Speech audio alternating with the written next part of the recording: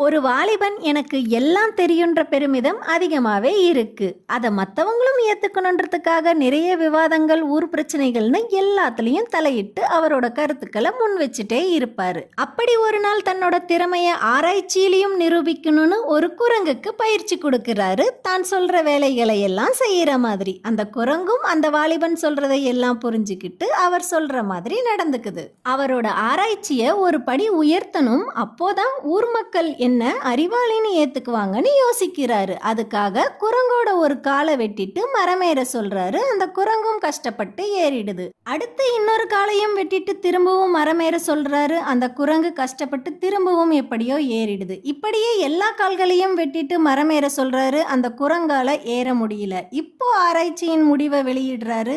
4 கால்களையும் வெட்டிட்டா குரங்குக்கு காது கேட்காதுன்னு. ஒரு விஷயத்த நம்மள மாதிரிதான் மற்றவங்களும் பார்க்கணும்னு அவசியம் இல்லை.